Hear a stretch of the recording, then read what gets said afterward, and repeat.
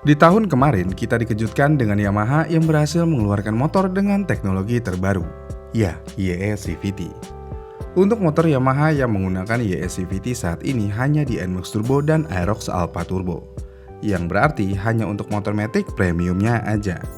Dengan YS CVT, Yamaha berhasil menghadirkan beberapa fitur yang tadinya nggak ada di motor matic 150cc, seperti Riding Mode.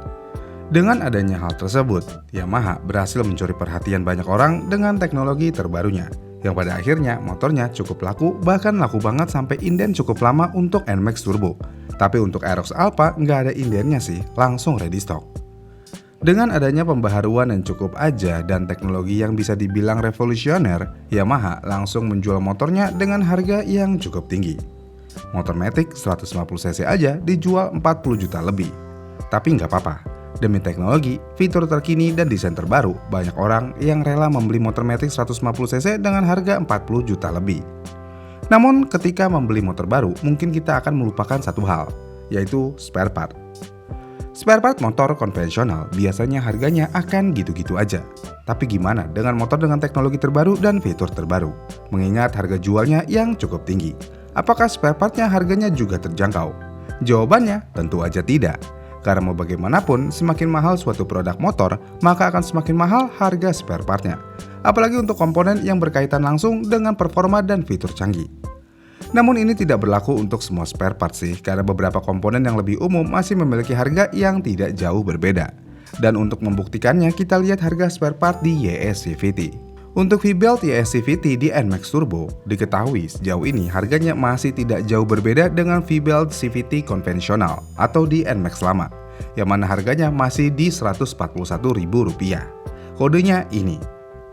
V-Belt ini memiliki dimensi yang lebih besar daripada generasi sebelumnya, dan spesifikasinya pun juga berbeda.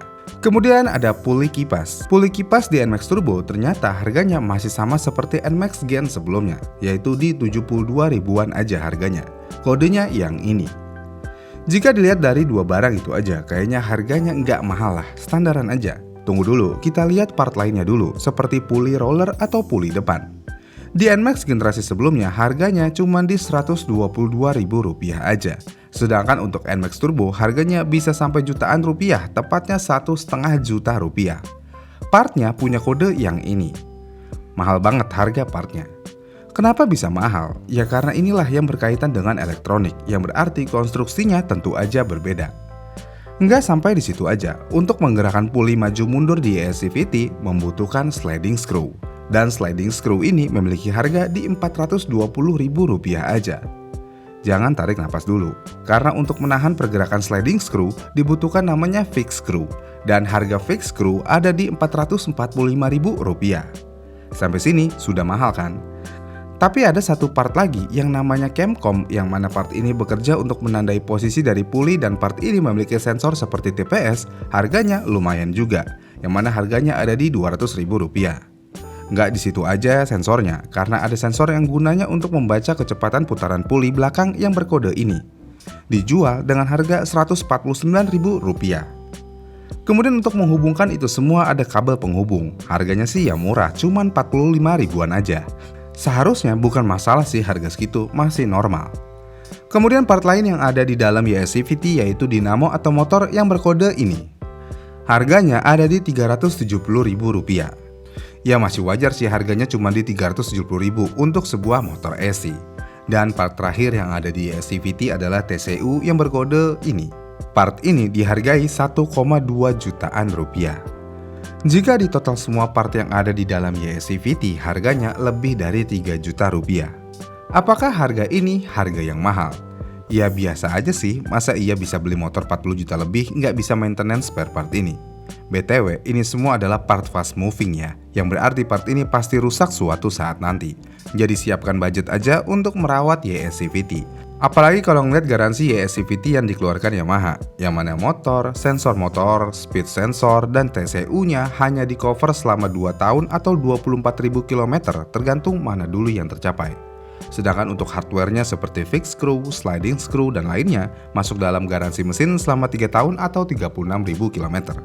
Biasanya nih, part akan mulai aus tidak jauh dari masa garansi habis. Walaupun memang semua balik lagi ke bagaimana dengan perawatan dan maintenance-nya, tapi ya namanya part fast moving, cepat atau lambat pasti akan aus. Kemudian selain part YSCVT-nya yang harganya bisa bikin napas ngap-ngapan, untuk di varian T-Max atau tertingginya, jika speedometernya rusak, kalian bisa membelinya lagi dengan harga 4,5 juta rupiah. Mungkin speedometer jarang rusak kali ya, mungkin sih rusak tapi dalam jangka waktu yang sangat lama. Namun di luar dari speedometer ada part yang biasanya bisa pecah kalau nabrak atau jatuh. Ya, itu adalah headlamp. Headlamp NMAX Turbo terlihat sangat futuristik, modern, dan lainnya. Tapi desain dan fitur headlamp ini harus kita bayar mahal jika ingin menggantinya. Yang mana headlamp yang berkode ini memiliki harga di Rp2.130.000, yang berarti harganya setara dengan headlamp mobil standar. Sangat luar biasa harga headlampnya.